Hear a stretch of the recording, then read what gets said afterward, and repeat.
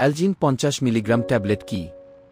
Algin 50 milligram tablet একটি antispasmodic ওষুধ যা অন্ত্র, পিত্তথলি, মূত্রাশয় এবং জরাজুর পেশির খিঁচুনি কমায়। অ্যালজিন 50 মিলিগ্রাম ট্যাবলেট কিসের জন্য ব্যবহৃত হয়?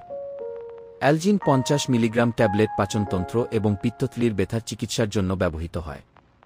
এটি মূত্রনালীর এবং স্ত্রীরোগ সংক্রান্ত রোগের খিঁচুনি এবং ব্যথার চিকিৎসার জন্যও নির্দেশিত। রেজিস্টার্ড চিকিৎসকের পরামর্শ মোতাবেক ওষুধ সেবন করুন। Algin tablet tiemonium methyl sulphate 50 milligram.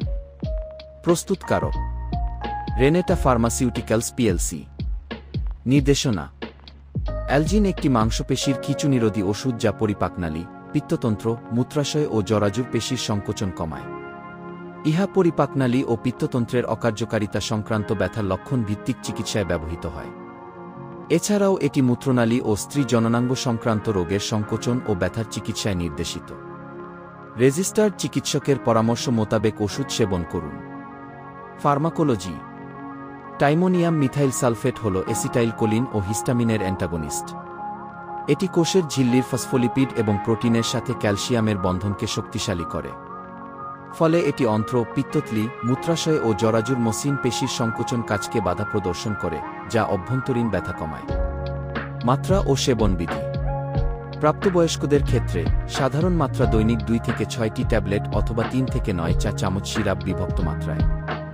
শিশুদের ক্ষেত্রে দৈনিক 3 মিলিগ্রাম কেজি অথবা 6 মিলিগ্রাম কেজি দৈহিক ওজন হিসেবে বিভক্ত মাত্রায়।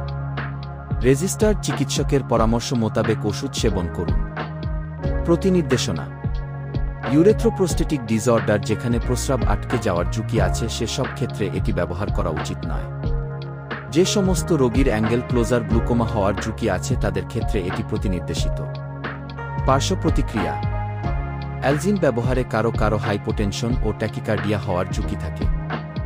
গর্ভাবস্থায় ও স্তন্যদানকালে প্রাণীর উপর গবেষণা করে দেখা গেছে যে ফেটাস এর উপর টাইমোনিয়াম মিথাইল সালফেট এর কোনো ক্ষতিকর প্রভাব নেই। সাধারণ ব্যবহারে এখন পর্যন্ত ফেটাস এর কোনো বিকলাঙ্গতা দেখা যায়নি। তবুও পর্যাপ্ত তথ্য না থাকার কারণে স্তন্যদানকালে ব্যবহারের ক্ষেত্রে বিচার বুদ্ধি ও সতর্কতা অবলম্বন করা উচিত। সতর্কতা: প্রোস্টেট গ্ল্যান্ডের সমস্যা আছে এমন সব রোগীর ক্ষেত্রে সতর্কতা অবলম্বন করা উচিত। তীব্র ফুসফুসের প্রদাহ, করোনারি অপর্যাপ্ততা, অত্যাধিক দেহতাপ বৃদ্ধি এবং বৃক্কীয় ও যকৃতের অপর্যাপ্ত কার্যকারিতার ক্ষেত্রেও সতর্কতা অবলম্বন করা উচিত। দৃষ্টি বিভ্রাট হওয়ার ঝুঁকি গাড়ি ও মেশিন চালানোর ক্ষেত্রে বিপজ্জনক হয়ে উঠতে পারে।